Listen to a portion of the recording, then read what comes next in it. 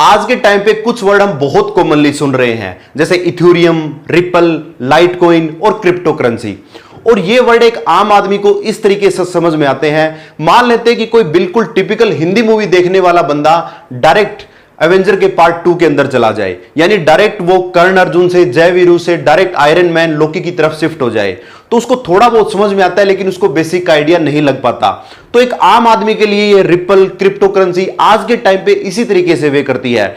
कुछ लोगों को इसको आइडिया है कि क्या क्रिप्टो करेंसी होती है, क्या बिटकॉइन होता है, लेकिन हमें बेसिक से नहीं पता कि क्या इसके यूजेस हैं, क्या इसके एडवांटेज हैं, क्या डिसएडवांटेज हैं, और आने वाले टाइम में हमारी लाइफ पे क्या इफेक्ट कर सकती है। तो आज से हम स्टार्ट कर रहे हैं क्रिप्टो करेंसी के बारे में एक नई सीरीज, जहां से हम बिल्कुल बेसिक से इस क्रिप्टो करेंसी को समझने की कोशिश करेंगे। क्योंकि मान लेते हैं अगर आपको पहले आयरन मैन के पार्ट 1-2 दिखाएं, उसके बाद थोर के पार्ट आपको दिखाएं, तो एवेंजर आपको बहुत अच्छे से समझ में आ जाएगी। तो आज से हम वही काम करने वाले हैं, हम बिल्कुल बेसिक से इस चीज को स्टार्ट करेंगे। तो नमस्कार दोस्तों, मेरा नाम है संदीप बुरा। शुरू करते हैं क्रिप्टो करेंसी सीरीज।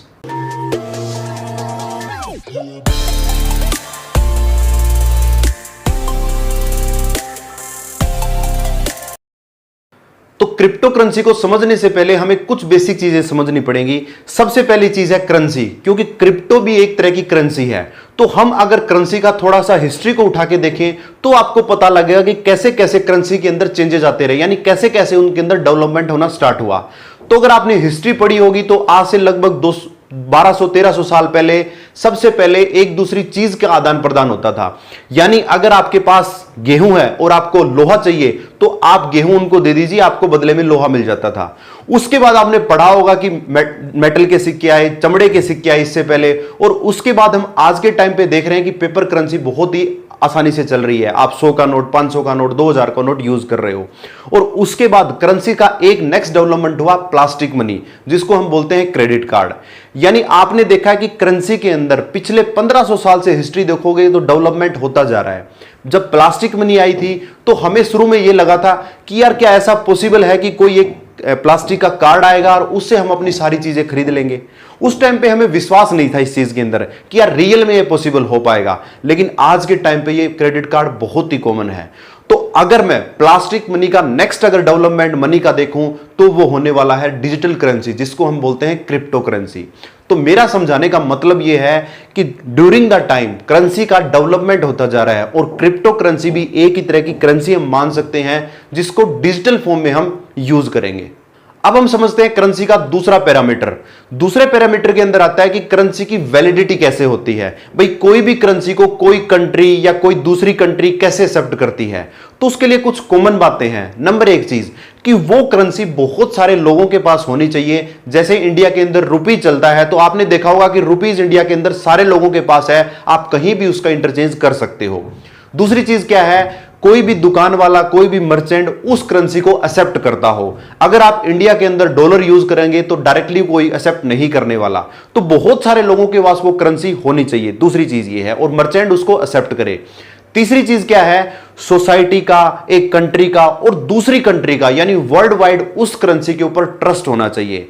अगर ये तीन चीजें हैं तो ही हम करेंसी को यूज कर सकते हैं। तो जैसा मैंने बताया, हिस्ट्री को आपने देखा कि शुरू के अंदर मेटल के सिक्कों के ऊपर लोगों का बिलीव था, उसके बाद पेपर मनी के ऊपर बिलीव हुआ, उसके बाद प्लास्टिक मनी के ऊपर बिलीव हुआ। लेकिन इस बिलीव को बनने में टाइम लगता है, और बिलीव के लिए ये 3 पॉइंट बहुत जरूरी हैं कि ज्यादातर लोगों के पास वो पैसा होना चाहिए, कोई मर्चेंट उसको एक्सेप्ट करे, और सोसाइटी में उसका फ्यूचर वैल्यू हो, यानी एक ट्रस्ट उसके ऊपर हो। तो इसी हिसाब से आने वाले टाइम के अंदर भी डिजिटल करेंसी ये 3 काम जरूर करने वाली है, जिसको हम फर्दर समझने वाले हैं। तो अब हम ये समझते हैं कि डिजिटल करेंसी की नीड क्यों है, क्यों हमें क्रिप्टो करेंसी को समझना चाहिए। तो जैसा आपने थोड़े टाइम पहले मैंने आपको बताया कि सबसे पहले आदमी ने मेटल के सिक्के यूज किए, उसके बाद पेपर मनी आई, उसके बाद प्लास्टिक मनी आई। तो ये सारी चीजें आने की वजह क्या थी, सोच के देखिए आप। तो एक रूल आपने सुना होगा कि बदलो नहीं तो बदल दिए जाओगे। यानी आदमी ने साइंस के हिसाब से, अपनी कंफर्ट के हिसाब से चेंजेस किए हैं। और नेचर का भी एक रूल है कि अगर आप अपने आप को या अपनी एनवायरनमेंट को चेंज नहीं करोगे तो आप बहुत पुराने रह जाओगे, बहुत पिछड़े रह जाओगे। अगर मैं एग्जांपल बोलूं, प्लास्टिक मनी सबसे पहले डेवलप्ड कंट्री के अंदर आई थी, लेकिन इंडिया को भी डेवलप होना था तो उसने प्लास्टिक करेंसी को यूज किया। तो पहला रूल यह बोलता है कि हमें नेचर क्या करता है, अपग्रेडेशन की ओर जाता है, और प्लास्टिक मनी का नेक्स्ट अपग्रेडेशन होने वाला है डिजिटल मनी, यानी जिसको हम बोलते हैं क्रिप्टो करेंसी। दूसरी चीज, जैसा आपने देखा मेटल के सिक्के से पेपर मनी आसान थी, पेपर मनी को रखना बहुत मुश्किल है। अगर मैं बोलूं 5 लाख रुपए आप जेब में लेके चलो, आपसे नहीं जाया जाएगा, लेकिन एक छोटे से प्लास्टिक कार्ड के अंदर आप अपनी लिमिट के हिसाब से 2.5, 3, 4, 5 लाख रुपए इतनी सी जगह के अंदर रख के चल सकते हो। और डिजिटल करेंसी इसको और भी आसान कर देगी, यानी आपको प्लास्टिक मनी को भी रखने की जरूरत नहीं पड़ेगी। अब हम समझते हैं क्रिप्टो करेंसी के बारे में। तो क्रिप्टो करेंसी 2 वर्डों से बना है, जिसमें फर्स्ट वर्ड है क्रिप्टोग्राफी और दूसरा है करेंसी, यानी एक ऐसी डिजिटल करेंसी जो क्रिप्टोग्राफी से कंट्रोल होती हो, उसको हम बोलते हैं क्रिप्टो करेंसी। थोड़ा सा इसको डिटेल में समझने की हम कोशिश करते हैं, उसके लिए हमें समझना पड़ेगा क्रिप्टोग्राफी को। अब क्रिप्टोग्राफी भी 2 वर्डों से बना हुआ है, फर्स्ट है क्रिप्टो और दूसरा है ग्राफी। और क्रिप्टो का मतलब होता है सीक्रेट, यानी कोई ऐसी मनी, ऐसी डिजिटल मनी जो किसी सीक्रेट कोड के ऊपर काम करती है, जो डिजिटल प्लेटफॉर्म के ऊपर काम करती है, उसको हम बोलते हैं क्रिप्टो करेंसी। इसको एक एग्जांपल से समझते हैं। मान लेते हैं आपके पास 100 रुपए का नोट है, पेपर मनी की मैं बात कर रहा हूं, और आपने वो 100 रुपए अपने दोस्त को देने हैं।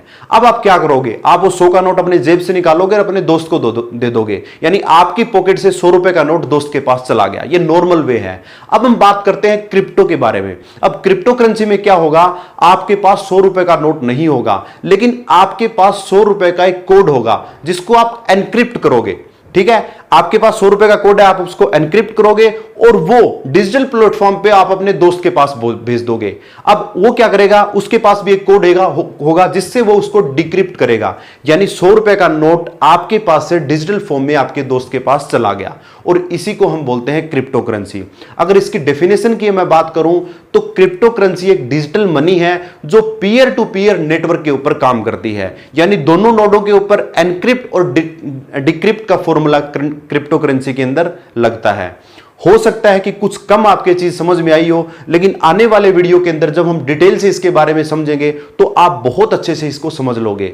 अगर अब मैं थोड़ा सा और नॉर्मल में आपको मैं बताऊं तो यानी ये एक ऐसी डिजिटल करेंसी है जो नेटवर्क के ऊपर, डिजिटल प्लेटफॉर्म के ऊपर काम करती है, जहां पे एक साइड से सेंडर इसको एनक्रिप्ट करता है और दूसरी साइड से उसको डिक्रिप्ट। तो अब हम समझते हैं कि क्रिप्टो करेंसी के यूज क्या हैं, कि बिना यूज को जाने क्रिप्टो करेंसी को समझने का हमारा कोई मतलब नहीं रह जाता। तो बेसिकली आप क्रिप्टो करेंसी को 3 तरीके से यूज कर सकते हो। नंबर 1 चीज करेंसी के रूप में, नंबर 2 एसेट और सिक्योरिटी के रूप में, और नंबर 3 यूटिलिटी के रूप में। तो सबसे पहले थोड़ा थोड़ा ब्रीफ के अंदर इन चीजों को समझने की कोशिश करते हैं। तो एज ए करेंसी, जैसे आप नॉर्मल करेंसी को, पेपर करेंसी को यूज करते हो किसी भी चीज को लेने के लिए, सोसाइटी के लिए, ट्रस्ट के लिए, तो उस वे में आप क्रिप्टो करेंसी को यूज कर सकते हो जैसे नॉर्मल करेंसी करते हैं। और दूसरा काम हम करेंसी से क्या करते हैं, हम चीजों को खरीदते हैं। तो आज के टाइम पे भी आप क्रिप्टो करेंसी से बहुत सारी चीजें खरीद सकते हो। सब कुछ नहीं खरीद सकते, लेकिन एक लिमिटेड चीजें अब भी आप खरीद सकते हो। जैसे यूएस के अंदर आप देखोगे सबवे इसको एज ए करेंसी यूज कर रहा है, माइक्रोसॉफ्ट में आप इसको यूज कर सकते हो। अगर थोड़े टाइम पहले आपने पढ़ा होगा, एलन मस्क ने टेस्ला के अंदर कहा था कि टेस्ला की गाड़ी खरीदनी है तो हम बिटकॉइन से खरीद लेंगे। उसके बाद उन्होंने थोड़ा सा मना किया, लेकिन फ्यूचर के अंदर जरूर ये चीजें होने वाली है। अब हम समझते हैं दूसरी चीज के बारे में।